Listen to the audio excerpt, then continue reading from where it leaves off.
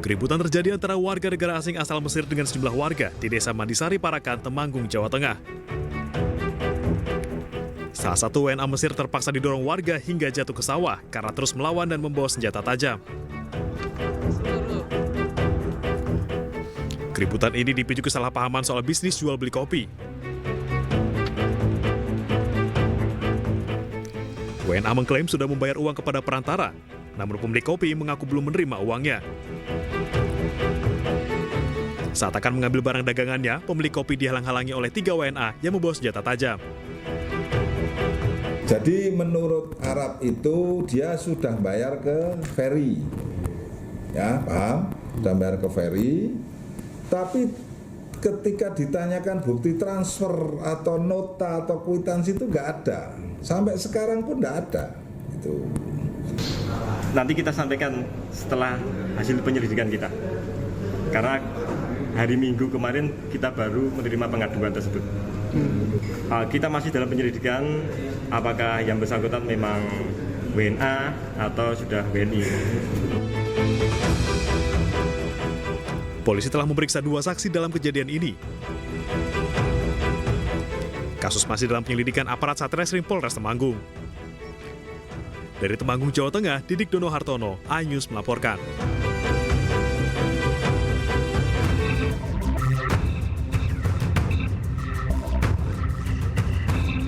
Dua pelaku pencurian kendaraan bermotor melancarkan aksinya di permukiman padat penduduk di Gang Gongsi, Tanah Sereal, Tambora, Jakarta Barat. Mereka saling membagi tugas, di mana satu orang menunggu di depan gang, sedangkan satu orang lainnya melancarkan aksinya. Tak butuh waktu lama setelah menjebol kunci kontak, sepeda motor dibawa kabur pelaku. Pemilik sepeda motor sempat memergoki aksi pencurian itu, namun para pelaku berhasil melarikan diri. Korban menduga pelaku sudah membututinya saat ia pulang usai berbelanja. Saya langsung keluar lihat, kan dari luar kelihatan ke dalam begini nggak kelihatan. Tapi kalau dari luar, dari dalam kan lihat ke depan kelihatan. Udah ada yang naikin Pak, begini Pak. Langsung udah istilahnya langsung udah bunyi langsung. Udah bunyi, langsung saya buka pintu, dia udah tancap gas. Dia udah sampai kira-kira tuh di tembok putih itu Pak. Korban langsung melaporkan aksi pencurian ini ke pihak kepolisian sektor Tambora, Jakarta Barat.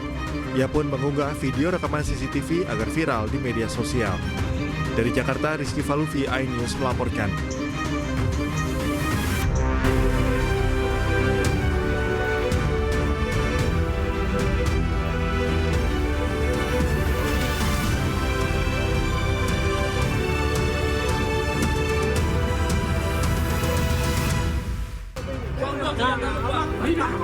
Pengusaha rental mobil tewas ditembak saat menangkap penyewa yang membawa kabur mobilnya.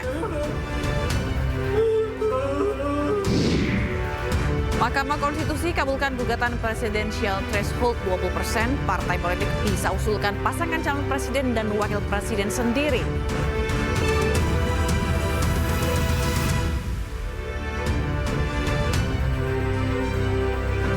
Halo, selamat siang pemirsa, apa kabar Anda hari ini? Senang sekali saya Fazilah Kairunisa kembali hadir menemani Anda dalam iNews Siang.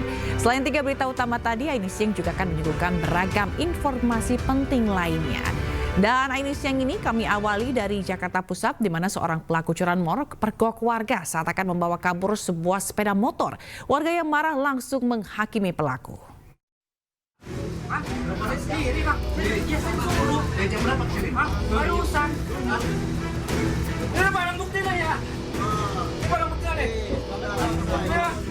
Pria pelaku curanmor ini tak berkutik saat usahanya membawa kabur sepeda motor dipergoki korbannya sendiri di Jalan Mangga 2 Selatan, Sawah Besar, Jakarta Pusat. Teriakan lantang korban memancing perhatian warga hingga pelaku berhasil ditangkap sebelum melarikan diri. Tanpa komando, sejumlah warga yang geram langsung menghakimi pelaku hingga babak belur tak berdaya. Tak puas dengan itu, warga juga menggarak pelaku yang telah ditelanjangi menuju pos RW setempat. Meski sempat tak mengakui perbuatannya, namun bukti rekaman CCTV yang merekam aksi pelaku menyongkel stang menggunakan kunci letter T hingga membawa kabur sepeda motor yang terparkir di gang sempit membuat pelaku akhirnya tak mampu berkilah. Warga mengaku di wilayah tempat tinggal mereka rawan akan aksi curanmor. Bahkan para pelaku tak hanya beraksi pada malam hari, namun juga pagi hingga sore hari. Tiba-tiba istri saya bilang, ya ada yang berantem ya, ada yang misahin. Akhirnya saya mendekati ke TKP. Nah, ternyata itu bukan berkelahi tapi adalah pelaku curanmor. Dan buktinya itu setelah si punya kendaraan itu menunjukkan bukti STNK-nya kepada saya. Maka akhirnya saya amankan pelaku. Upaya evakuasi yang dilakukan petugas kepolisian berlangsung cukup dramatis lantaran banyaknya warga yang masih geram ingin terus menghajar pelaku. Pelaku beserta barang bukti 1 unit sepeda motor dan kunci letter T kemudian dibawa ke Polsek Sawah Besar untuk proses lebih lanjut. Dari Jakarta, Raniston Sanjaya, iNews melaporkan. Seorang residivis kasus pencurian kendaraan bermotor Kabupaten Lampung Timur, Lampung menangis saat ditangkap petugas kepolisian di rumahnya. Meski sempat berkelit, tersangka akhirnya hanya bisa pasrah saat petugas dapati motor hasil curiannya. Diam.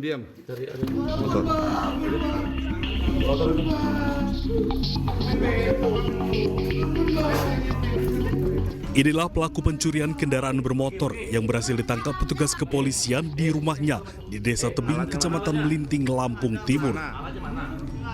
Pelaku yang merupakan seorang residivis kambuhan terus menangis minta ampun kepada petugas yang menangkapnya. Awalnya pelaku berkelit tidak melakukan tindak pidana yang dituduhkan polisi. Mana? Namun setelah petugas menemukan barang bukti, 1 unit motor curian yang disembunyikan di sebuah rumah kosong, tersangka hanya bisa pasrah. Polisi langsung melakukan pengembangan dan berhasil mengamankan 1 orang lainnya. Kedua pelaku yang berinisial FR dan LK berboncengan melaksanakan hunting. Pelaku melihat kunci motor korban dalam keadaan menempel, lalu membawa motor tersebut. Dalam waktu 2 hari, tim TKP 308 Presisi Polsek Pasir Sakti mengungkap tindak pidana pencurian dengan pemberatan tersebut. Guna mempertanggungjawabkan perbuatannya, kedua pelaku terancam hukuman 7 tahun penjara. Dari Lampung Timur, Lampung, Tinus Tristanto, iNews melaporkan. Aksi premanisme diduga kembali terjadi di Bekasi, Jawa Barat. 3 pemuda mengendarai motor, menggedor dan mengancam pengemudi mobil. Korban pun sempat melapor ke polisi, namun tidak langsung ditindak. Dekatnya kantor polisi nggak?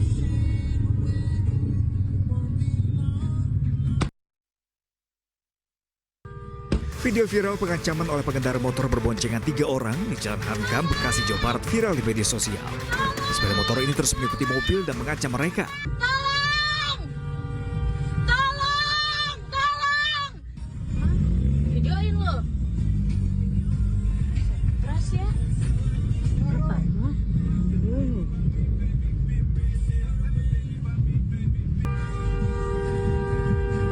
Menurut kesaksian korban, peristiwa berawal dipicu saat ia menyalip motor yang berjalan pelan di tengah jalan. Nah, dengan jarak motor dia dengan mobil saya cukup dekat, kita juga refleks, akhirnya membanting setir ke kanan, dan di situ dia mulai memaki saya. Dari situ mulailah dia mengejar saya dan menggedor kaca sopir dan penumpang, dan menendang bodi mobil sampai menabrakkan ke bemper belakang. Farhan Al-Mahdi, pengemudi mobil, melaporkan kejadian ini ke polisi. Namun, ia tidak langsung ditangani. Kini polisi akan memberikan sanksi bagi anggotanya yang tidak langsung tangani kasus ini. Nah, itu sudah kami dalami. Jadi anggota yang piket pada hari tersebut ya dilakukan pemeriksaan secara internal terkait dengan dugaan adanya pelanggaran disiplin, pelanggaran SOP yang dilakukan oleh anggota piket yang pada saat itu bertugas. Hingga kini, polisi masih mencari keberadaan ketiga pelaku. Olah TKP pun telah dilakukan. Dari Bekasi, Jawa Barat, Rahmat Hidayat, iNews melaporkan. Pemirsa, aksi penangkapan pelaku penggelapan mobil sewaan berlangsung mencekam di rest area kilometer 45 Tol Jakarta Merak. Salah satu dari 2 korban tewas akibat penembakan pelaku. Maling mobil! Pemilik penyewaan mobil dan rekan-rekannya yang terus mengejar akhirnya menangkap pelaku penggelapan mobil oranye di depan sebuah minimarket rest area kilometer 45 Tol Jakarta Merak. Merasa kesal saat menangkap pelaku, situasi pun memanas saat pelaku mencoba untuk melarikan diri.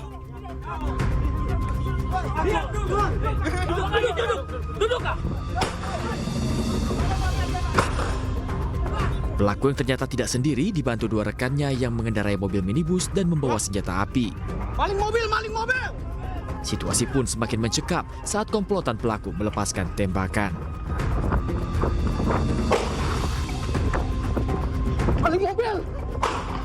Maling mobil!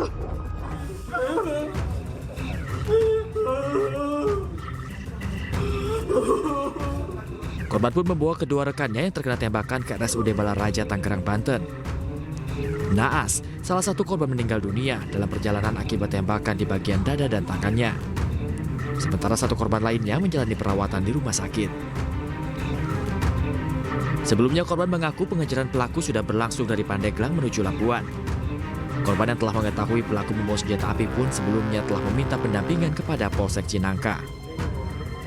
Itu ternyata mobil sudah berpindah tangan, bukan dengan Ajat Sudrajat lagi. Jadi dia kabur, ternyata dia dibuntuti satu mobil. Jadi dia ada satu pengawal ya, mobil Sigra hitam itu dari arah Jalan Pantai Carita sampai Jalan Anyar. Nah, selama perjalanan kita terus mengejar kan. Di daerah Anyar itu mobil sempat berhenti sekitar 15-20 menitan.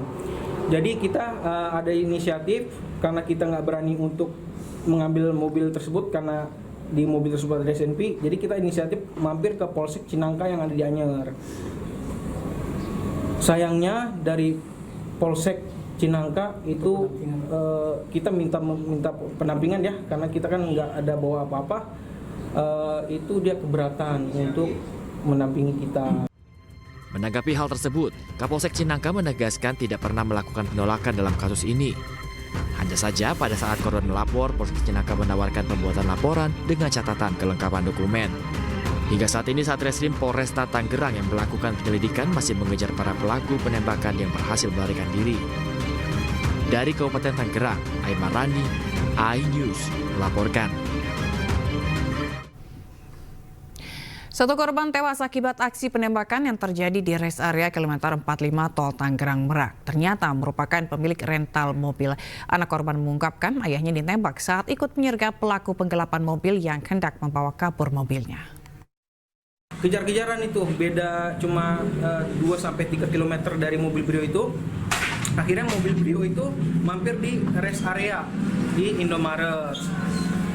Jadi kita pas nyampe masuk rest area itu kita tunggu dulu teman kita yang dari Army ya.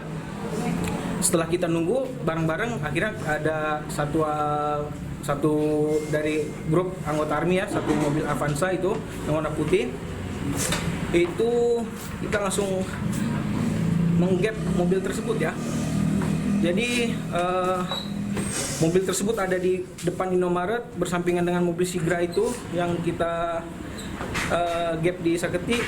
Itu kita tangkap orang yang berada di mobil Brio. Ternyata di mobil Sigra itu udah ada orang yang sudah siap untuk menembak kami. Jadi tembakan dulu. Jadi pada saat itu chaos. Jadi lagi mengamankan si yang bawa mobil Brio ini. Jadi kita nggak dengeran bahwa yang mobil Sigra ini mau nembak. Akhirnya terlepaslah peluru itu. Terdengar sampai 4 sampai 5 kali kalau tidak salah. Saya dan orang-orang tim rental kabur. Tapi naasnya ternyata ayah saya sendiri ya. Ayah saya kan terkena tembakan di dalam Indomaret. Akhirnya penjahat rental itu kabur. pelakunya perkiraan kita ya sekitar 3 orang. 2 di satu mobil, yang satunya satu, perkiraan 3. Cuman kita nggak tahu, rame ya di rest area kan, mana tahu temennya di luar segala macam. Udah chaos, tapi perkiraan kita ada 3 orang. Untuk yang korban sendiri ada berapa? Korban sendiri sekarang 2 orang ya. 3 sama yang patah. Iya, 3 sama teman kita yang sempat ketabrak ya. Ada 3 orang, cuman yang fatalnya 1, yang masih kritisnya ada 1. Jadi seperti itu. Meninggal dunia itu luka di dada. Ya, infonya di dada, tembak di dada dan di tangan kiri. Yang kritis di kanan ya, perut kanan, dari samping kali ya posisinya, kena tangan. Isak tangis keluarga menyambut kedatangan jenazah pengacara yang meninggal ditembak orang tak dikenal. Kami akan hadirkan informasinya sesaat lagi, tetaplah bersama kami.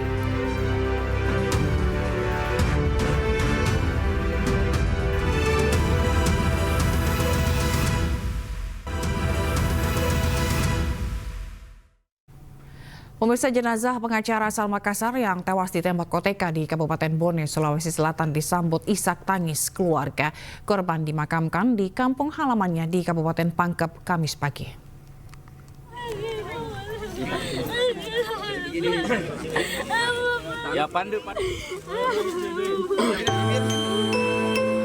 Isak tangis menyambut kedatangan jenazah pengacara yang meninggal ditembak orang tak dikenal. Istri korban tak kuasa menahan tangis menyambut jenazah suaminya. Korban dimakamkan di kampung halaman istrinya di Kabupaten Pangkep, Sulawesi Selatan. Keluarga dan kerabat juga tak kuasa menahan air mata menyaksikan jenazah almarhum yang sudah terbujur kaku diturunkan ke liang lahat. Pengacara asal kota Makassar ini meregang nyawa setelah ditembaki oleh orang tak dikenal saat tengah makan malam pada perayaan Tahun Baru di rumah keluarganya. Pemakaman almarhum pengacara yang ditembak di Bone, kami dari pihak pengamanan, alhamdulillah kami perintahkan kepada anggota saya untuk menyambut kedatangan almarhum, tepatnya di Dusun Soreang, Galumboko, Desa Ka'bah, Kecamatan Minasatene. Sebelumnya korban sempat dilarikan ke rumah sakit, namun sayang nyawanya tak tertolong. Belum diketahui secara pasti apa motif pelaku OTK tega membunuh korban. Namun diketahui korban tengah menangani kasus sengketa tanah di Kabupaten Bone. Dari Kabupaten Pangkep, Sulawesi Selatan, Udin Syahrudin, iNews melaporkan. Dan untuk mengetahui informasi terkini dari kasus penembakan pengacara di Makassar, kita akan bergabung dengan jurnalis iNews Yul Yusfin di sana. Selamat siang, Yul. Apakah sudah ada titik terang siapa pelaku penembakan korban? Baik, Sila dan juga pemirsa, terkait untuk pengungkapan dari pelaku penembakan sendiri hingga saat ini masih dalam penyelidikan pihak kepolisian, baik itu Polres Bone dan juga Polda Sulsel sendiri. Dan berdasarkan keterangan dari Kabid Humas Polda Sulsel sendiri beberapa hari yang lalu, berdasarkan asli lapor dari jenazah almarhum, memang ditemukan ada proyektil yang masuk di bagian wajah. Namun proyektil tersebut dipastikan berasal dari senapan angin. Baik. Kalau dan untuk saat ini sendiri di pengaduan sendiri, pihak keluarga masih mempersiapkan segala perlengkapan memasuki malam takziah pertama nanti malam, dan memang sejumlah peralatan mulai disiapkan seperti mengatur kursi dan peralatan untuk ceramah nanti malam pasti. Baik. Lalu kalau dari hasil pemeriksaan dan juga dari pernyataan yang disampaikan oleh istri korban begitu, apakah ada dugaan terhadap seseorang begitu atau orang dekatnya korban misalnya, atau siapa yang keterkaitan dengan kasus yang tengah ditangani oleh korban? Baik, sila jika berdasarkan keterangan dari istri almarhum sendiri, bahwasanya memang korban selama ini tidak pernah memiliki masalah dengan siapapun, baik juga dengan kerjanya sendiri di kantor advokat itu sendiri maupun dengan masyarakat yang berada di sekitar tempat tinggal almarhum ini. Malah korban dikenal sangat bermasyarakat dan berjiwa sosial dengan banyak membantu masyarakat yang tinggal di sekitar lokasi di Kecamatan Talo, Kota Makassar ini sendiri. Oke. Lalu bagaimana dengan perkembangan dari proses hukum yang berjalan di kepolisian? Saat ini memang kepolisian masih terus melakukan penyelidikan dan berdasarkan keterangan beberapa waktu lalu itu Polres Bone sudah memeriksa sejumlah saksi termasuk akan memeriksa ulang istri almarhum sendiri. Namun karena masih mengalami luka yang mendalam sehingga istri almarhum belum sempat pergi ke Kabupaten Bone untuk menjalani pemeriksaan di Polres Bone sendiri. Silakan. Oke, baik. Jadi intinya proses hukum masih terus berjalan begitu ya.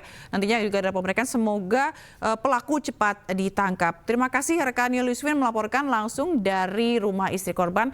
Terima kasih, selamat bertugas kembali. Ya, pemirsa, Mabes Polri kembali menggelar sidang etik profesi Polri terhadap 3 anggota kepolisian. Sementara Direktur Reserse Narkoba Polda Metro Jaya dipecat imbas kasus pemerasan penonton DWP.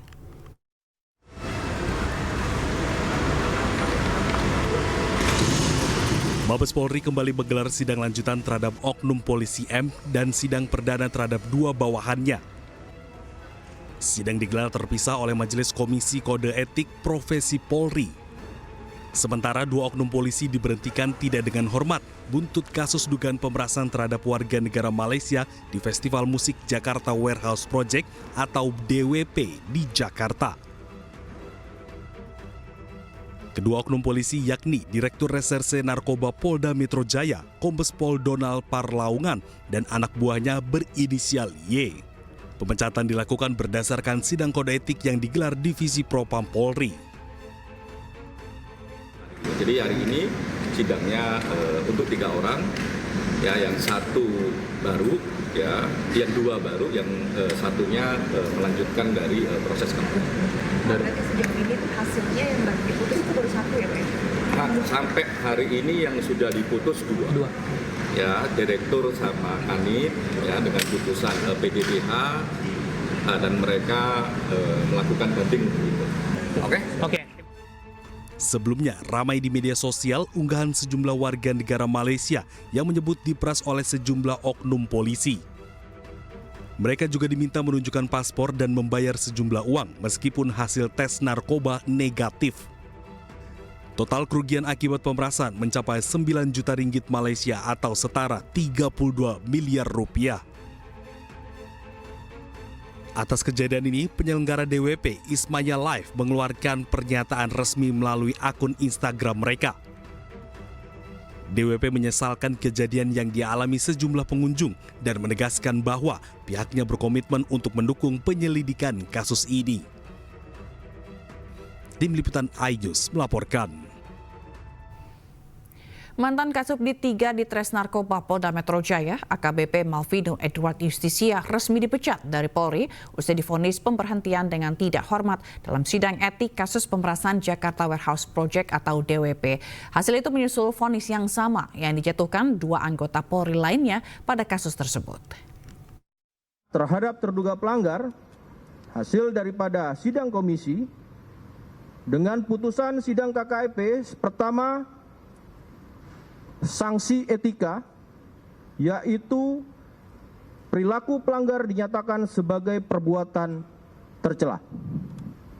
Yang kedua, sanksi administratif berupa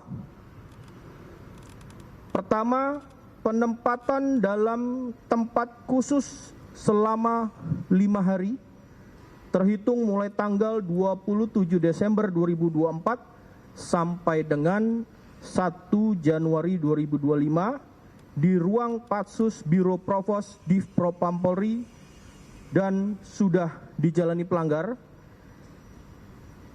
Untuk kedua, sanksi administratif berupa pemberhentian tidak dengan hormat atau PTDH sebagai anggota Polri. Terhadap putusan KKEP tersebut, pelanggar menyatakan banding. Pemirsa, ribuan warga korban cairan kimia tumpah ke jalan di Kabupaten Bandung Barat, Jawa Barat antri untuk mendapatkan uang ganti rugi. Masing-masing korban mendapat uang pengganti kerusakan sebesar Rp300.000.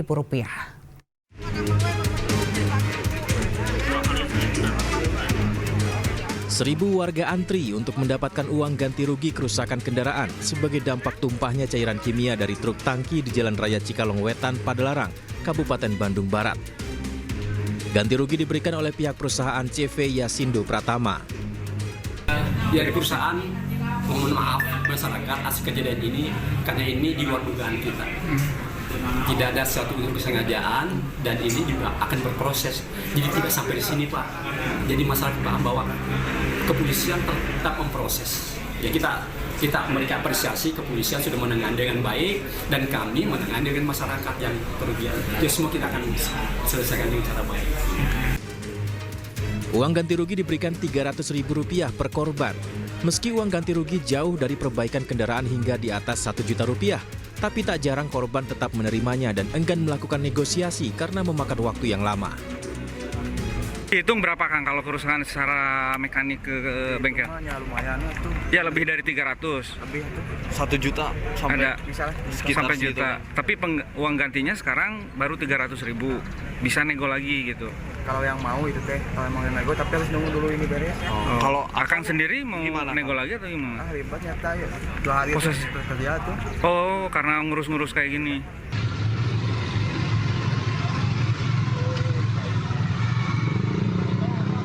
Sebelumnya sejumlah pengendara terluka dan motornya rusak setelah terkena cairan kimia yang tumpah dari truk tangki di Jalan Padalarang Cikalong Wetan, Kabupaten Bandung Barat. Para pengendara yang kulitnya terkena cairan kimia tersebut mengeluh gatal-gatal serta panas. Kendaraan-kendaraan warga yang terkena cairan kimia yang bocor dari truk ini mengalami kerusakan. Tak hanya berdampak pada terkelupasnya cat dan mengalami korosi, cairan yang mengenai rangka kendaraan juga mengakibatkan kerusakan hingga mesin menjadi mogok. Akibat peristiwa ini, tim Gegana Satbrimo Polda Jabar juga sudah menerjunkan unit kimia biologi dan radioaktif untuk mengambil sampel cairan zat kimia yang tersisa di bagian truk tangki serta yang tercecer di Jalan Padalarang, Kabupaten Bandung Barat. Pihaknya sudah melakukan dekontaminasi jalan dengan cairan penetralisir zat kimia, sehingga Jalan Padalarang Purwakarta pun sudah aman dilalui pengendara. Dari Kabupaten Bandung Barat, Yuwono Wahyu, iNews melaporkan. Tak terima diputus cintanya, seorang pria di Sukabumi, Jawa Barat nekat membakar rumah mantan kekasihnya. Beruntung saat kejadian penghuninya sedang tidak berada di dalam rumah.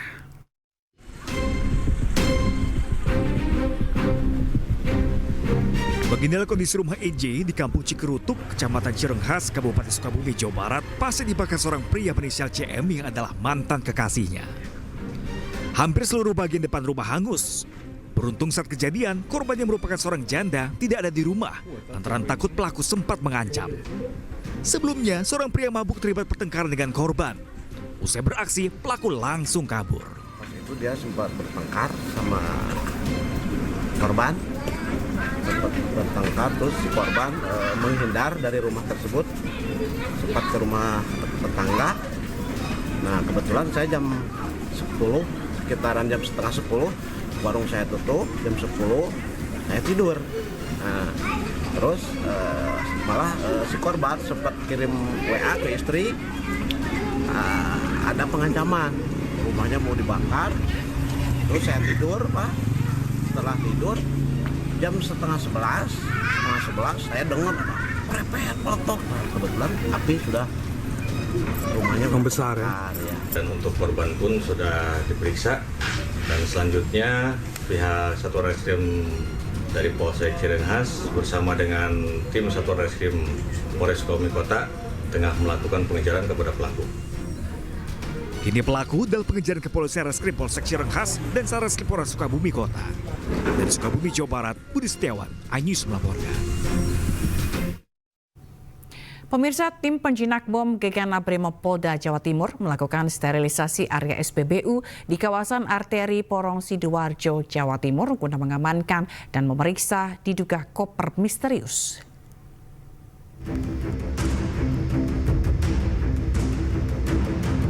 Inilah rekaman kamera CCTV yang merekam 3 orang tak dikenal yang menurunkan sebuah koper yang tidak diketahui isi dari koper di sebuah kafe di dalam area SPBU Arteri Porong Sidoarjo, Jawa Timur. Petugas keamanan SPBU yang curiga dengan isi koper menghubungi Polsek Porong yang kemudian dilanjutkan dengan menghubungi tim Gegana Brimob Polda Jatim. Tim penjinak bom Gegana Brimob Polda Jatim datang ke lokasi dengan menggunakan baju anti bom, langsung mengevakuasi diduga koper misterius yang berisikan bahan yang mudah meledak ke belakang kafe. Dalam proses pemeriksaan, petugas melakukan sterilisasi dan pengosongan area SPBU dan aktivitas pengisian BBM dihentikan sekitar 30 menit. Dengan kerjasama dengan Polsek, kerjasama dengan tim Gegana Polda Satbimo Polda Jatim dengan sigap dan menindaklanjuti memeriksa sterilisasi, menindaklanjuti sesuai dengan SOP, menyimpulkan dan menyatakan bahasanya koper yang diduga dengan adanya bahan ataupun benda yang mudah meledak tersebut tidak benar.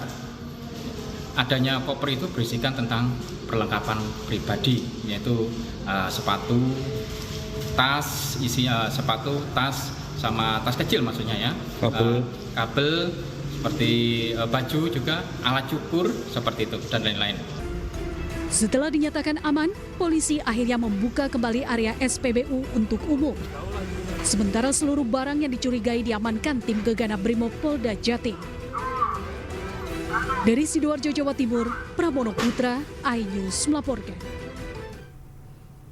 Menjamin keselamatan penumpang, puluhan pilot dan awak pesawat dari seluruh maskapai jalani tes urin di Bandara Internasional Hang Nadiem, Batam. Dan informasi akan kami hadirkan sesaat lagi, tetaplah di iNews ya.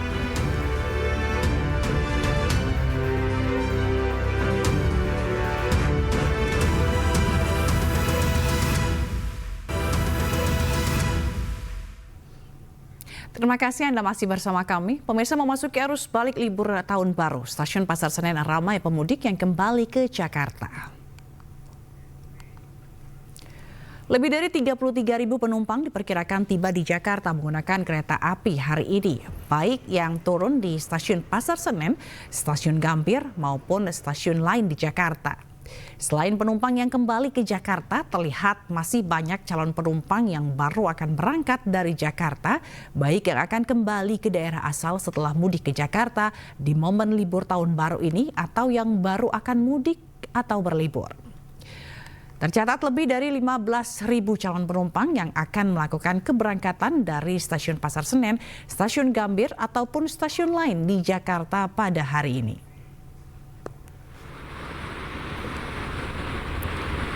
Sementara itu, 3 hari pasca pergantian tahun, arus lalu lintas di Tol Jakarta Cikampek terpantau ramai lancar.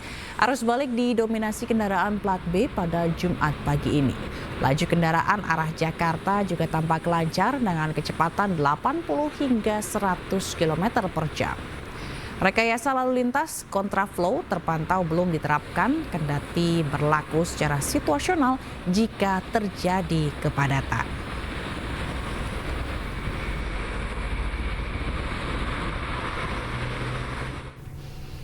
Dan kita akan memantau suasana arus balik libur tahun baru. Sudah bergabung bersama kami jurnalis iNews Amrina Rida dari stasiun Pasar Senen dan Syahreza Zanski dari res area kilometer 19B Cikampek, Kabupaten Bekasi, Jawa Barat. Kita ke stasiun Pasar Senen terlebih dahulu, ada Amrina. Amrina, bagaimana situasi di sana? Ya, Jela dan juga pemirsa, untuk situasi di stasiun Pasar Senen pada siang ini kami memantau memang masih cukup ramai oleh sejumlah penumpang yang memang melakukan aktivitas, baik itu mereka yang baru saja tiba dari melakukan perjalanan dari sejumlah kota dan turun di stasiun Pasar Senen, ataupun juga mereka yang baru akan melakukan keberangkatan. Nah, kalau data dari pihak PT KAI Daerah Operasional 1 Jakarta, secara total pada hari ini data terbarunya adalah tercatat 37.000 penumpang yang kembali ke Jakarta menggunakan kereta, di mana kalau kami melihat mereka berasal dari sejumlah daerah, begitu diantaranya adalah Semarang, Solo, Yogyakarta, dan juga Surabaya.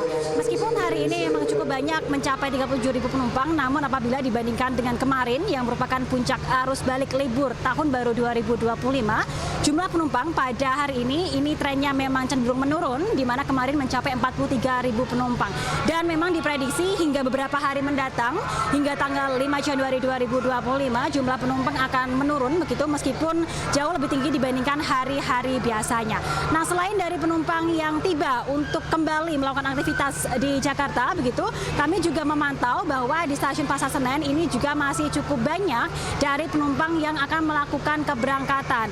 Secara total terdapat lebih dari 18.000 penumpang yang melakukan keberangkatan dari stasiun Pasar Senen. Baik itu dari mereka yang baru ingin berlibur begitu, ataupun juga baru mudik, ataupun juga dari mereka pemudik yang sebelumnya telah mudik ke tempat-tempat lain dan ke Jakarta menurut kami, dan akan kembali ke perantauan ke daerah lain. Nah, informasi bagi pemirsa yang belum memiliki tiket dan berencana untuk membeli tiket, bahwa untuk di keberangkatan di Jakarta ini masih tersedia tiket sebanyak 69.000 tiket, yang tentunya tiket-tiket tersebut ini tersedia di berbagai platform online ataupun juga di website Akses by KAI.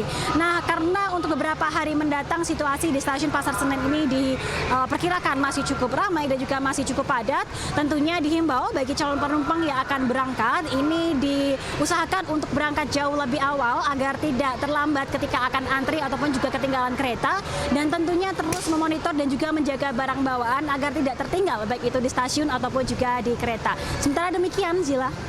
Baik, terima kasih Amrina. Selanjutnya kita ke Syahriza Zanski di rest area kilometer 19B. Reza, bagaimana situasi di sana? Ya, Zila dan juga pemirsa, selamat siang. Melaporkan langsung dari rest area kilometer 19B di ruas tol Jakarta Cikampek. Memang situasi hingga saat ini masih begitu ramai lancar, baik dari arah kendaraan Cikampek menuju ke Jakarta.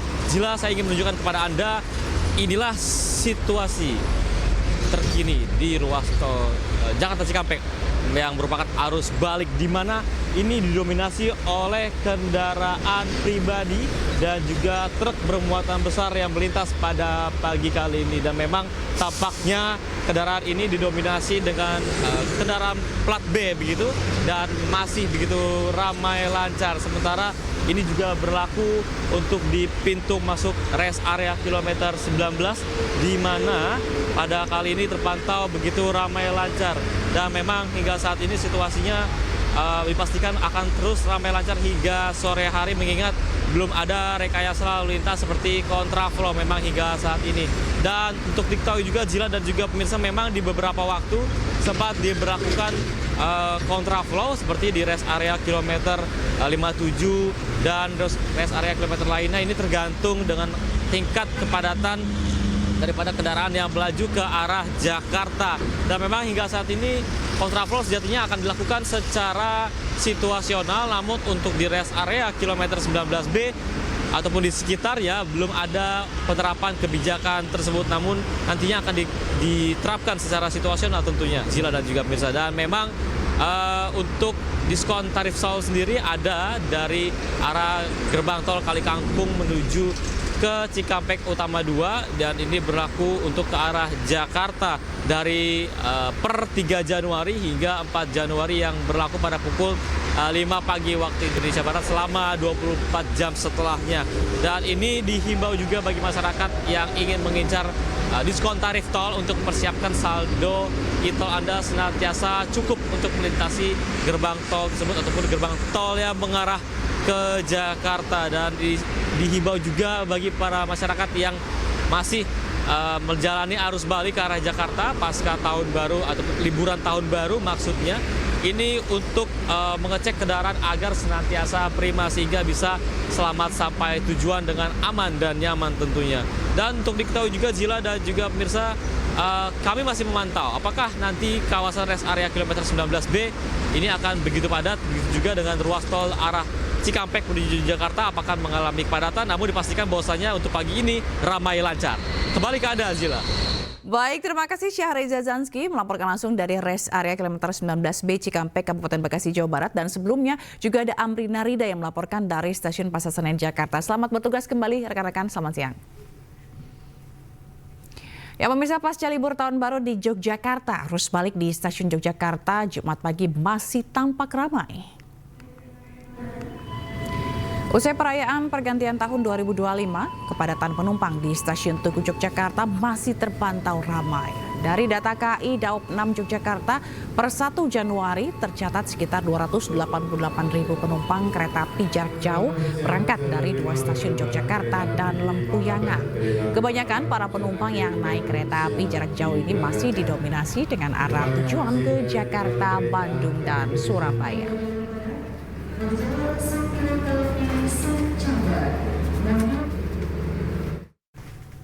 Sementara itu, untuk menjamin keselamatan penumpang, puluhan pilot dan awak pesawat dari seluruh maskapai jalani tes urin di Bandara Internasional Hang Nadiem, Batam. Selain di bandara, BNN juga melakukan tes urin terhadap para nahkoda kapal dan ABK kapal di beberapa pelabuhan di Kota Batam.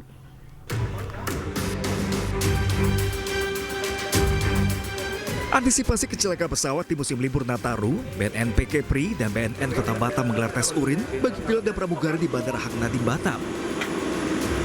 Tes urin untuk mencegah penyalahgunaan narkoba. Sebab pilot dan pramugari adalah orang yang paling bertanggung jawab selama penerbangan sehingga harus terbebas dari narkoba. Dari seluruh maskapai seperti Garuda Indonesia, Malindo Air, Batik Air, dan Wings Air, hasilnya seluruh kru negatif narkoba. Tidak ketinggalan, seluruh kru pengatur kedatangan dan parkir pesawat juga dinyatakan negatif narkoba. Tuhan hari ini hasilnya semuanya negatif. Nah ini juga untuk memastikan keselamatan dalam rangka mendukung liburan Natal Tahun Baru. Selain di bandara, BNN juga melakukan tes urin terhadap para narkoda kapal dan ABK kapal di beberapa pelabuhan Kota Batam. Namun kembali, petugas tidak menemukan para nakoda dan ABK kapal positif narkoba. Dari Batam ke Kepulauan Riau, Gusi Yosa, iNews melaporkan. Pemirsa, puluhan mobil wisatawan nyasar hingga masuk ke jalan sempit saat hendak menuju wisata Ngarai Sianok, Bukit Tinggi, Sumatera Barat. Para wisatawan ini mengaku mengikuti panduan dari peta digital di ponsel yang ternyata untuk sepeda motor.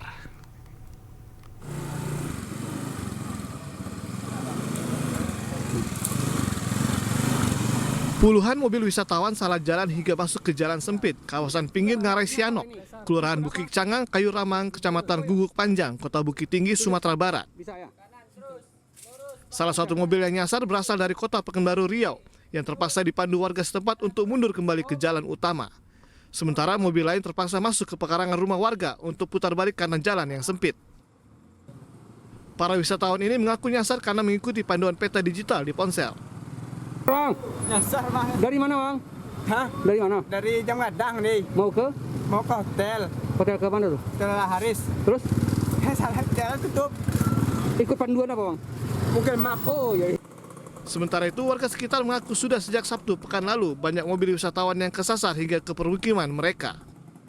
Sejak hari Sabtu bang, pakai GPS bang. Ya terus? Tuh, tersasar bang. Jalan macet bang. Kalau di sini lewat sini emangnya gimana bang? Nggak bisa, putus bang. Oh sempit ya? Ya. Emang kalau motor memang bisa tembus bisa. Pemandu lokal diketahui telah memperbaiki dan melaporkan kesalahan panduan arah ke aplikasi peta digital sejak tahun lalu. Namun diduga para pengemudi mobil mengaktifkan penunjuk arah untuk sepeda motor. Dari Bukit Tinggi, Sumatera Barat, Wahyu Sikumbang, iNews melaporkan. Pemirsa, selanjutnya iNews yang akan dibawakan oleh rekan Bernadetta Ginting. Halo, selamat siang Deta. Ada informasi menarik apa lagi nih nanti di iNews Siang? Selamat siang Zila dan juga pemirsa. Usai jeda berikut kita memiliki informasi terkait dengan Mahkamah Konstitusi yang mengabulkan gugatan presidensial threshold 20%.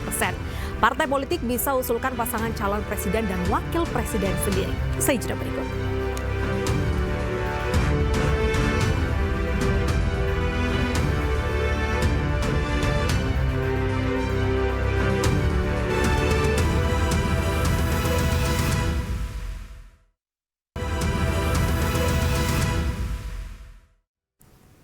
Pemirsa, Anda menyaksikan iNews Siang bersama saya Bernadetta Ginting. Pengamat militer Koni Rahakundini Bakri mengaku memiliki dokumen penting negara terkait dugaan skandal korupsi Presiden ke-7 RI Joko Widodo dan Iriana Joko Widodo. Jokowi mempersilahkan membuktikan kebenaran tudingan tersebut. Supaya si Mulyono itu denger, dia mesti denger. Jadi orang itu cobalah lihat gitu, gurunya itu dulu tuh apa, siapa, belajar yang baik-baik gitu. Bukan jadi anak durhaka. Mungkin dia punya kartu truf Ibu Iriana, by the way, jangan tenang-tenang Bu, babak itu belum keluar, oke? Nah, ada Ibu Iriana. Jika tidak penting dan tidak menyangkut negara, tidak mungkin dititipkan ke saya. Bahwa menyangkut Mulyono sedikit banyak pasti. Dengan semua data dokumen apa itu. Jadi ada yang di saya yang sudah saya notariskan dulu siap. Ada yang dari Mas Andi yang belum dibuka. Ada yang dari mungkin tentang kepolisian yang belum dibuka. Kita ini bukan sampai acur-acuran. Inilah pernyataan pengamat militer Koni Rahakundini Bakri yang mengaku memiliki dokumen dugaan skandal korupsi Joko Widodo. Tanya itu, ia juga menyinggung adanya dugaan keterlibatan istri Jokowi, yakni Iriana Joko Widodo. Dokumen yang dimiliki merupakan dokumen penting negara yang dititipkan oleh Sekjen PDI Perjuangan Hasto Kristianto. Sementara Presiden ke-7 RI Joko Widodo merespon terkait dengan dokumen tersebut. Jokowi tak mempermasalahkan dokumen yang dimiliki oleh Hasto. Bahkan Presiden ke-7 Republik Indonesia tersebut siap apabila nantinya diperiksa penegak hukum terkait dugaan korupsi. Biasa kan, kita ini sejak menjabat kan yang namanya dibilang PKI, dibilang anaknya Gerwani, dibilang anti AC, dibilang anti AC, dibilang ijazahnya palsu, komplit, udah nggak tahu yang kurang apa. Yang kurang tolong dikomplitin aja. Perseteruan antara Joko Widodo dan PD Perjuangan memasuki babak baru saat Sekjen PDI Perjuangan Hasto Kristianto menjadi tersangka oleh KPK terkait kasus Harun Masiku. Pihak PD Perjuangan mengklaim memiliki dokumen penting yang bisa membongkar skandal kasus korupsi petinggi negara. Tim Liputan iNews melaporkan. Menteri Koordinator Bidang Politik dan Keamanan Budi Gunawan meminta semua pihak untuk menjaga marwah para mantan presiden terkait masuknya nama Joko Widodo, Presiden ke-7 Republik Indonesia dalam daftar tokoh terkorup dunia 2024 versi OCCRP. Ya, biar bagaimanapun presiden itu kan warga negara terbaik ya. Di setiap negara, nah kita harus menghargai legasi beliau. Dan kita harus jaga betul marwah presiden ya, untuk masuk mantan presiden. Artinya dijadikan sebagai tokoh korup itu gimana Pak Menko? Jangan berpolemik ke bawah ke sana, yang penting tetap kita jaga kerukunan persatuan kita. Pemirsa, Mahkamah Konstitusi mengabulkan gugatan tentang syarat ambang batas pencalonan presiden atau presidensial threshold 20%. Selanjutnya, pasangan calon presiden dan wakil presiden bisa diusulkan oleh partai politik tanpa harus memiliki kursi di DPR. Dalam putusannya, Mahkamah Konstitusi menyebut batas pencalonan presiden atau presidensial threshold 20% inkonstitusional dan harus dibatalkan. Ketua MK Soehartoyo menyatakan bahwa pengusulan pasangan calon presiden dan wakil presiden oleh partai atau gabungan partai politik tidak didasarkan pada presentase jumlah kursi di DPR atau suara sah nasional. MK menyatakan norma pasal 222 dalam Undang-Undang Pemilu bertentangan dengan UUD 1945 dan tidak memiliki kekuatan hukum yang mengikat. Adili. 1. Mengabulkan permohonan para pemohon untuk seluruhnya. 2. Menyatakan norma pasal 222 Undang-Undang Nomor 7 Tahun 2017 tentang Pemilihan Umum Lembaran Negara Republik Indonesia tahun 2017 nomor 182, tambahan Lembaran Negara Republik Indonesia nomor 6109, bertentangan dengan Undang-Undang Dasar Negara Republik Indonesia tahun 1945 dan tidak mempunyai kekuatan hukum mengikat. 3. Memerintahkan pemuatan putusan ini dalam Berita Negara Republik Indonesia sebagaimana mestinya. Terhadap putusan Mahkamah Agung terdapat 2 hakim yang berpendapat berbeda, yaitu Hakim Konstitusi Anwar Usman dan Hakim Konstitusi Daniel Yusmik Pepoe, bahwa dissenting dimaksud tidak dianggap diucapkan, namun pada pokoknya 2 hakim tersebut berpendapat bahwa para pemohon tidak memiliki kedudukan hukum atau legal standing, sehingga seharusnya mahkamah tidak melanjutkan pemeriksaan pada pokok permohonan. Demikian diputus dalam rapat pemusatan hakim oleh 9 hakim konstitusi, yaitu nama-nama hakim dianggap diucapkan pada hari Selasa tanggal 3 bulan Desember tahun 2024 sehingga 15 ya. Sementara itu, 2 dari 9 hakim Mahkamah Konstitusi, yakni Anwar Usman dan Danis Yusmik, memberikan dissenting opinion dalam putusan MK menghapus ambang batas pencalonan presiden atau presidensial threshold 20%. Anwar Usman dan Daniel Yusmik menyatakan para pemohon dalam uji materi pasal 222 Undang-Undang Nomor 7 Tahun 2017 tentang pemilu tidak memenuhi syarat legal standing.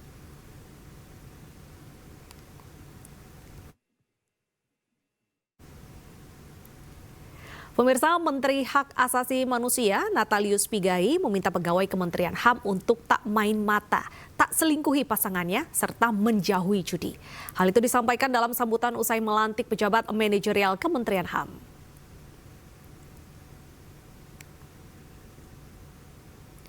Kepada para pegawai di Kementerian Hak Asasi Manusia, Natalius Pigai bercerita ia sudah 13 tahun tidak menikah dan hanya pernah 3 kali berpacaran. Pigai meminta pegawainya untuk jauhi selingkuh, bahkan bermain mata pun tak boleh. Menurutnya, selingkuh merupakan salah satu sumber terjadinya korupsi, kolusi, dan nepotisme atau KKN di Indonesia. Karena perselingkuhan, seseorang terpaksa terlibat korupsi untuk mendapat uang yang lebih. Nggak boleh main mata antar pasangan, laki-laki perempuan. Saya sudah 13 tahun tidak punya istri, cuma 3 pacar. Ya, 3 bos, saya 3 aja. Saya nggak pernah macam-macam. Instagram terbuka, Twitter terbuka, Facebook terbuka, nggak ada itu yang WA terbuka, teror saya nggak ada. Karena memang kita baik. Nggak boleh. Kalau ketahuan saya copot. Nggak boleh bohongi orang. Saya sudah menunjukkan kejujuran kepada kalian. Ribuan ulat bulu menyerang sebuah sekolah dasar di Madiun, Jawa Timur. Para siswa yang baru saja masuk sekolah usai libur panjang menjadi korban.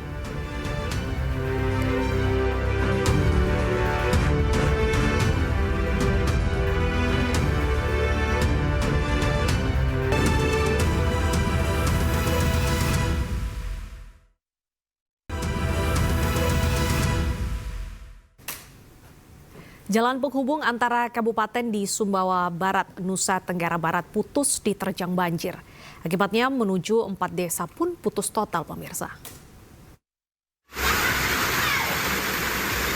Inilah kondisi rumah warga Desa Semelam, Sekong Atas. Mohon teman-teman. Hujan lebat yang mengguyur Kecamatan Sekongkang, Kabupaten Sumbawa Barat menyebabkan banjir di sejumlah wilayah dan masuk ke permukiman dan merendam jalan desa serta rumah warga. Banjir juga menerjang jalan raya yang mengakibatkan gorong-gorong di lokasi tersebut hanyut.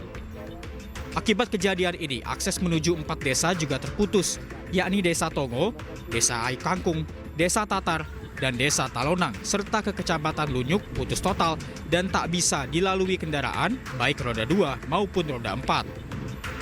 Banjir. Adapun jalan yang terputus ini yaitu penghubung antara Desa Sekongkang Bawah menuju Desa Tongo, Tatar, dan Talonang. Untuk itu kami menghimbau kepada masyarakat yang mau melintasi jalan untuk saat ini jangan dilintasi karena akses tidak bisa dilalui. Sebagai langkah pencegahan, petugas memasang garis polisi di sepanjang jalan yang terputus untuk memperingatkan masyarakat agar tidak melintas demi menghindari resiko kecelakaan. Masyarakat diimbau untuk tetap waspada dan mengikuti arahan petugas di lapangan hingga situasi kembali normal. Dari Sumbawa Barat, Nusa Tenggara Barat, Topan Iswandi, iNews melaporkan. Pemirsa, ribuan ulat bulu menyerang sebuah sekolah dasar di Madiun, Jawa Timur. Para siswa yang baru saja masuk sekolah usai libur panjang menjadi korban.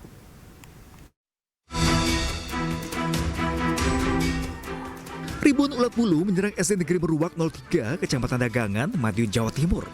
Meski hanya bersarang di pohon, keberadaan ulat bulu ini membentuk koloni dan menyebar di beberapa tempat. Akibatnya, sejumlah murid yang baru saja masuk usia libur panjang alami gatal-gatal. Total 10 murid SD Negeri Meruwak 03 jadi korban serangan ulat bulu. Agar korban tidak semakin banyak, pihak sekolah memulangkan lebih awal 70 muridnya. Pihak sekolah juga menghubungi pemadam kebakaran untuk membasmi hama tersebut. Gatalnya kenapa? Kena ulat dia. Di mana ulatnya? Di mana? Di pohon atau pohon? Gimana? Rasanya gimana gatal gitu? Panas gitu nggak deh? Panas ya? Panas. Ini dikasih apa ini?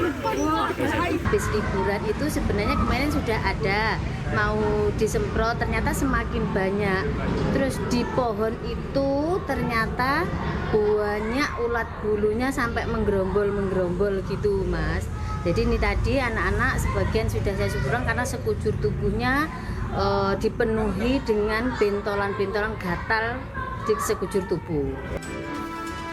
Tidak hanya warga sekolah, petugas juga turut jadi korban. Sebab bulu yang ada pada ulat terbang ketika disemprot cairan insektisida. Serangan ulat bulu sering terjadi di saat musim penghujan. Masyarakat diimbau selalu mewaspadai fenomena ulat bulu jika terjadi di lingkungan sekitar.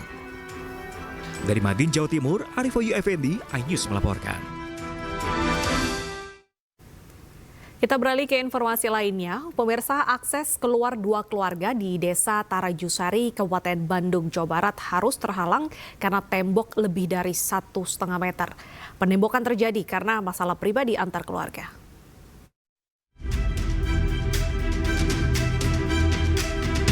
Viral di media sosial, satu keluarga di Kampung Taraju, RT 01 RW 05, Desa Tarajusari, Kecamatan Banjaran, Kabupaten Bandung, Jawa Barat, tidak memiliki akses keluar masuk lantaran terhalang tembok setinggi lebih dari 1,5 meter. Penembokan dilakukan tetangganya sendiri yang masih memiliki hubungan keluarga. Diduga pelaku sakit hati kerap mendapat perlakuan tidak mengenakan dari korban.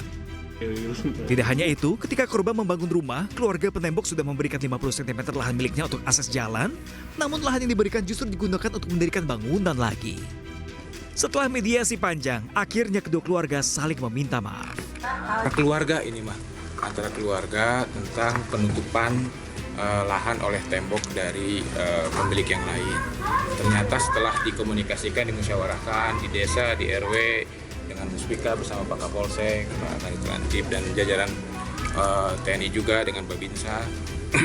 Alhamdulillah ada titik temu, sudah musyawarah, ini hanya kesalahpahaman keluarga saja. Kini, kedua keluarga tersebut sudah bisa kembali beraktivitas normal. Dari Kabupaten Bandung, Jawa Barat, Juan Pagestu, iNews melaporkan. Dinas Pemberantasan Korupsi dan Tata Kelola membagikan pencapaian selama 3 bulan kerja. Pemerintah pun memastikan akan memperkuat koordinasi dalam penanganan kasus korupsi.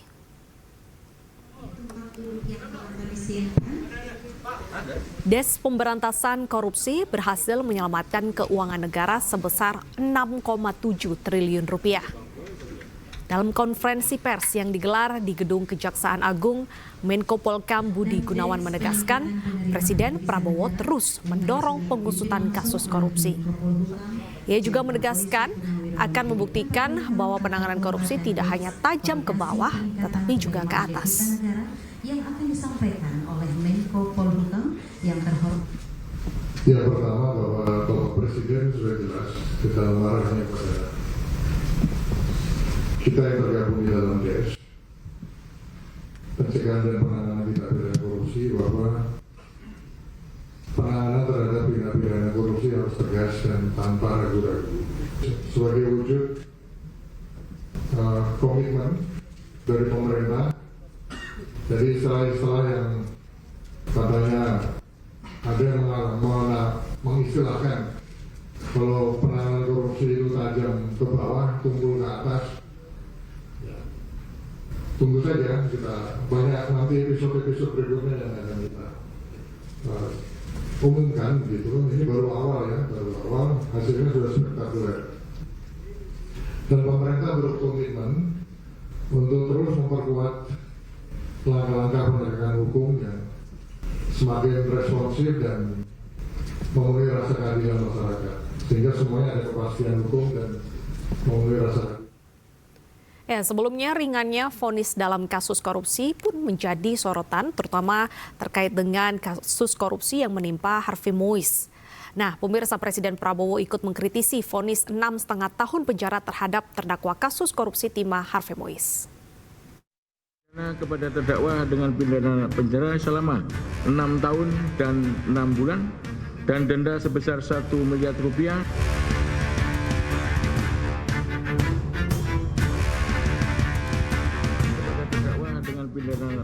Vonis 6,5 tahun yang dijatuhkan hakim kepada Harvey Mois menjadi sorotan dari sejumlah pihak.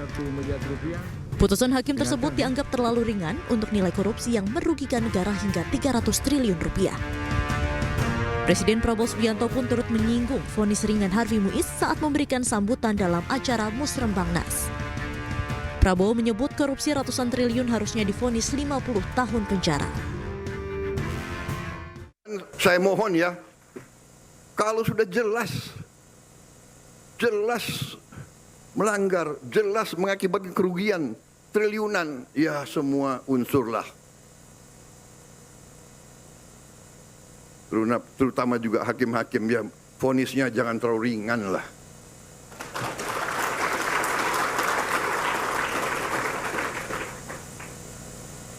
Nanti dibilang Prabowo nggak ngerti hukum lagi. Tapi rakyat pun ngerti, rakyat di pinggir jalan ngerti. Ngerampok triliunan, kalau triliunan, ratusan triliun. Vonisnya sekian tahun. Nanti jangan-jangan di penjara pakai AC, punya kulkas, pakai TV. Tolong Menteri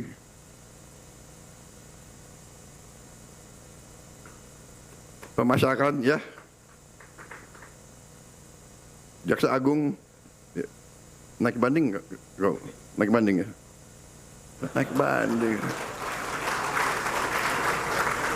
Vonisnya ya 50 tahun begitu kira-kira itu. Sementara itu, Kejaksaan Agung tak tinggal diam. Jaksa menilai ada ketimpangan hukum dalam vonis tersebut sehingga banding terhadap vonis Harvey Mois harus dilakukan. Ada range yang terlalu jauh antara tuntutan dengan putusan. Yang kedua, bahwa tentu jaksa penuntut umum mempertimbangkan rasa keadilan masyarakat yang masih belum dipertimbangkan secara utuh oleh pengadilan. Komisi Yudisial juga turun tangan untuk mendalami vonis terhadap Harvey Mois.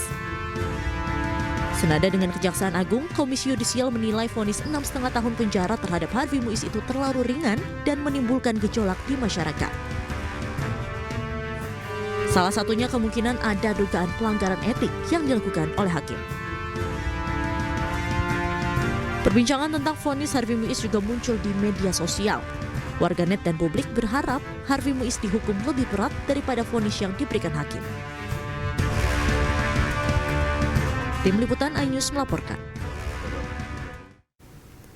Tidak hanya Harvey Mois, vonis Crazy Rich Pantai Indah Kapuk Indah Helena Lim yaitu 5 tahun penjara juga menjadi sorotan. Lantaran Helena Lim telah merugikan negara sebesar 300 triliun rupiah. Terdakwa Helena tersebut di atas telah terbukti secara sah dan meyakinkan menurut hukum bersalah, melakukan tindak pidana membantu, melakukan korupsi dan tindak pidana pencucian uang sebagaimana dalam dakwaan ke-1 primer dan kedua primer penuntut umum. Menjatuhkan pidana terhadap terdakwa Helena oleh karena itu dengan pidana penjara selama 5 tahun dan denda sejumlah 750 juta rupiah dengan ketentuan apabila denda tersebut tidak dibayar diganti dengan pidana kurungan selama 6 bulan.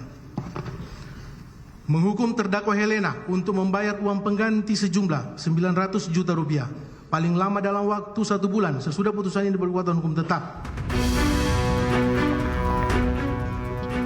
Crazy Rich Pantai Indah Kapuk sekaligus pemilik PT Quantum Skyline Exchange, Helena Lim divonis 5 tahun penjara. Ia juga didenda 750 juta rupiah subsidiar 6 bulan penjara serta uang pengganti sebesar 900 juta rupiah.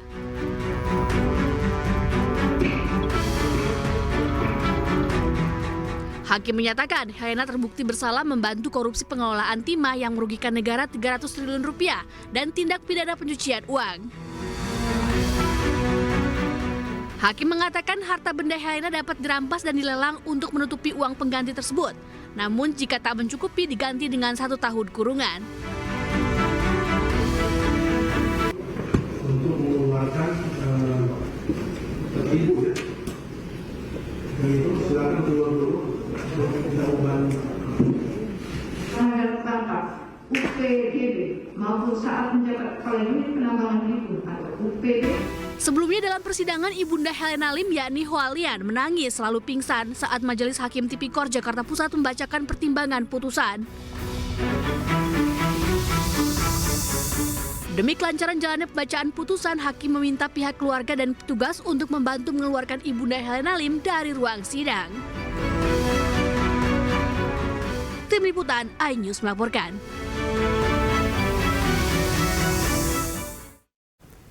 Pemirsa, aksi penangkapan pelaku penggelapan mobil sewaan berlangsung mencekam di res area kilometer 45 Tol Jakarta Merak.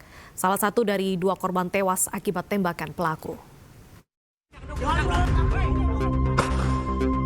Maling mobil! Pemilik penyewaan mobil dan rekan-rekannya yang terus mengejar akhirnya menangkap pelaku penggelapan mobil oranye di depan sebuah minimarket res area kilometer 45 Tol Jakarta Merak. Merasa kesal saat menangkap pelaku, situasi pun memanas saat pelaku mencoba untuk melarikan diri.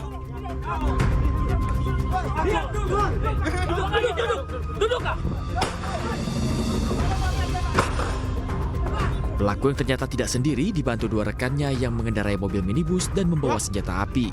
Maling mobil! Situasi pun semakin mencekam saat komplotan pelaku melepaskan tembakan.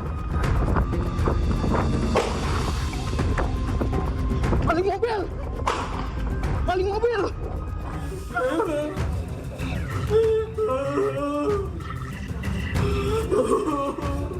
Korban pun membawa kedua rekannya yang terkena tembakan ke RSUD Balaraja, Tangerang, Banten. Naas, salah satu korban meninggal dunia dalam perjalanan akibat tembakan di bagian dada dan tangannya. Sementara 1 korban lainnya menjalani perawatan di rumah sakit. Sebelumnya korban mengaku pengejaran pelaku sudah berlangsung dari Pandeglang menuju Labuan. Korban yang telah mengetahui pelaku membawa senjata api pun sebelumnya telah meminta pendampingan kepada Polsek Cinangka. Itu ternyata mobil sudah berpindah tangan, bukan dengan ajat sudrajat lagi. Jadi dia kabur, ternyata dia dibuntuti 1 mobil. Jadi dia ada 1 pengawal ya, mobil Sigra hitam itu dari arah Jalan Pantai Carita sampai Jalan Anyar. Nah, selama perjalanan kita terus mengejar kan. Di daerah Anyar itu mobil sempat berhenti sekitar 15-20 menitan.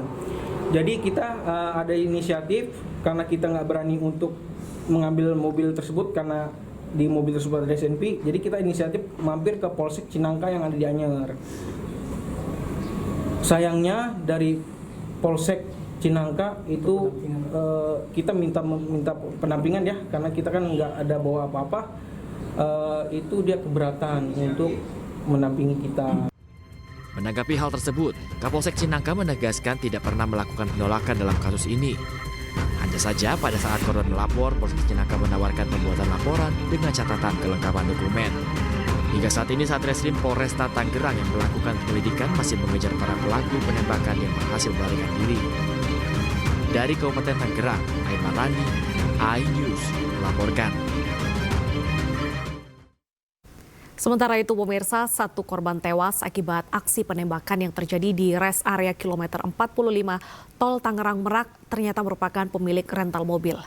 Anak korban mengungkapkan ayahnya ditembak saat ikut menyergap pelaku penggelapan mobil yang hendak membawa kabur miliknya. Kejar-kejaran itu beda cuma 2-3 km dari mobil Brio itu. Akhirnya mobil Brio itu mampir di rest area di Indomaret. Jadi kita pas nyampe masuk rest area itu kita tunggu dulu teman kita yang dari Army ya. Setelah kita nunggu bareng-bareng, akhirnya ada satu dari grup anggota Army ya, satu mobil Avanza itu yang warna putih. Itu kita langsung menggap mobil tersebut ya. Jadi mobil tersebut ada di depan Indomaret bersampingan dengan mobil Sigra itu yang kita gap di Saketi. Itu kita tangkap orang yang berada di mobil Brio. Ternyata di mobil Sigra itu udah ada orang yang sudah siap untuk menembak kami. Jadi tembakan gue. Jadi pada saat itu chaos. Jadi lagi mengamankan si yang bawa mobil Brio ini.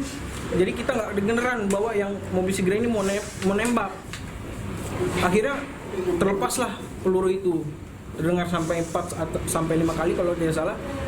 Saya dan orang-orang tim rental kabur.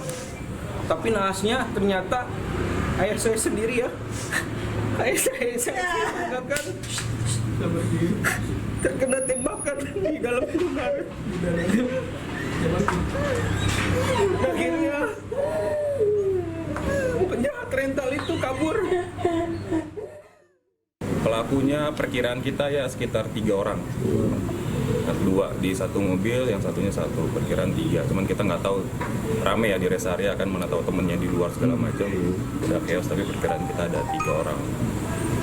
Untuk yang korban sendiri ada berapa? Korban sendiri sekarang 2 orang ya. 3 sama yang patah. Iya, 3 sama teman kita yang sempat ketabrak ya. Ada 3 orang, cuma yang fatalnya 1, yang masih kritisnya ada 1. Lebih seperti itu. Meninggal dunia itu luka di dada. Ya, infonya di dada, tembak di dada dan di tangan kiri. Yang kritis di kanan ya, perut kanan, mungkin dari samping kali ya posisinya, kena tangan.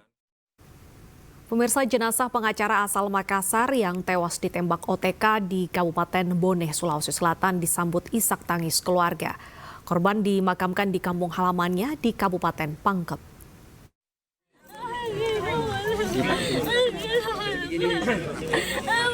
Ya pandu. Isak tangis menyambut kedatangan jenazah pengacara yang meninggal ditembak orang tak dikenal. Istri korban tak kuasa menahan tangis menyambut jenazah suaminya.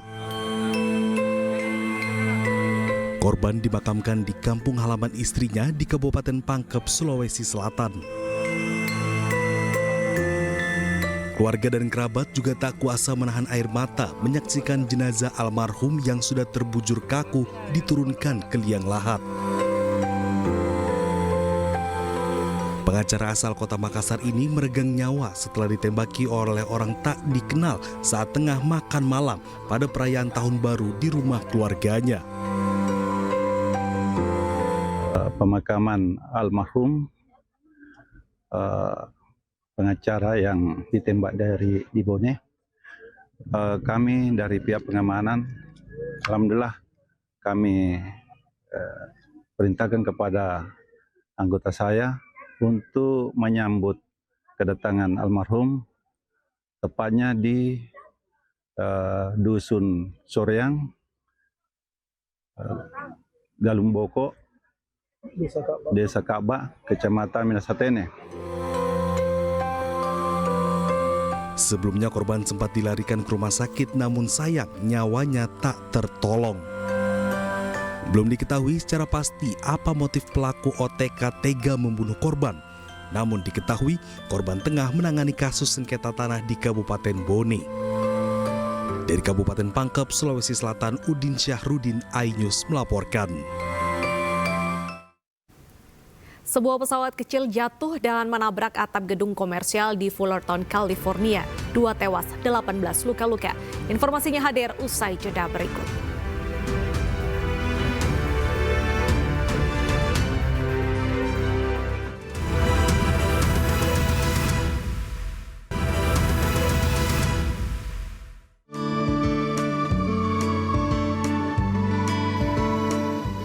Flying board adalah salah satu water sport yang paling digemari di kawasan wisata pantai Tanjung Benoa, Badung, Bali. Dibutuhkan keseimbangan badan untuk naik wahana ini. Namun bagi yang awam dianjurkan untuk ditemani pemandu agar berhasil naik ke atas permukaan air laut. Ya, dalam merayakan libur panjang Natal dan Tahun Baru, Tanjung Benoa ramai didatangi wisatawan. Walaupun cuaca buruk membuat animo masyarakat tidak terlalu banyak seperti tahun lalu, tetapi pengelola bersyukur jumlah wisatawan naik dari hari biasanya.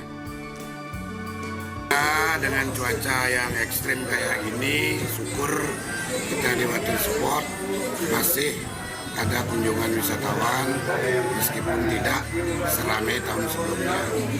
Ya, kita rata-rata sekarang ini bisa syukurlah 100 orang per hari. Luar biasa, nggak ada liburan tahun baru ini 50 orang per hari rata-rata.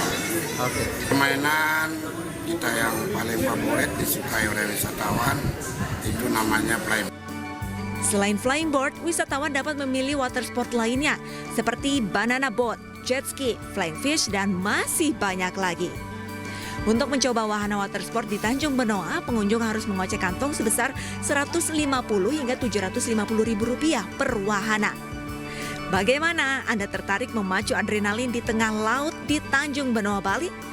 Dari Badung, Bali, Indira Ari, iNews melaporkan. Ya pemirsa, cuaca buruk yang melanda Bali saat pergantian tahun baru ternyata tidak menyurutkan wisatawan untuk mendatangi lokasi wisata Tanah Lot. Tercatat pengunjung di pantai ini mencapai hingga 8.000 per harinya. Dan informasi ini sekaligus menutup iNews siang hari ini. Pemirsa, cuplikan tayangan berita iNews dapat Anda saksikan di kanal YouTube @official iNews. Saya Bernadetta Ginting, pamit undur diri. Selamat beraktivitas dan sampai jumpa.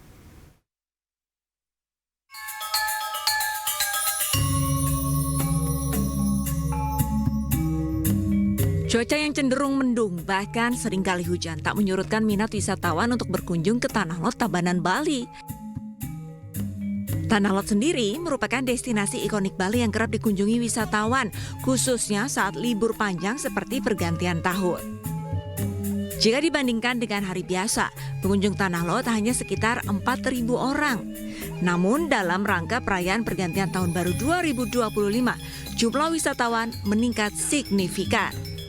Di kawasan DTW Tanah Lot mulai tanggal 22 sudah mulai ada peningkatan, yaitu rata-rata kunjungan kita di hari-hari sebelumnya itu 4-5.000 per hari, sekarang sudah meningkat menjadi 6.000 sampai 8.000 kunjungan per hari. Kemarin tingkat kunjungan kita di sampai 8.000 sekian.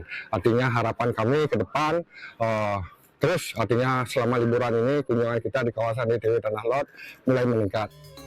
Jika Anda berada di Bali dan hendak berwisata ke Tanah Lot, Anda akan dikenakan tiket masuk domestik seharga Rp20.000 untuk anak-anak dan Rp30.000 untuk dewasa. Sementara untuk wisatawan asing, anak-anak akan dikenakan Rp40.000 dan dewasa sebesar Rp75.000. Bagaimana? Anda tertarik mengajak keluarga Anda menikmati keindahan Tanah Lot? Dari Tabanan, Bali, Indira Ari, iNews melaporkan.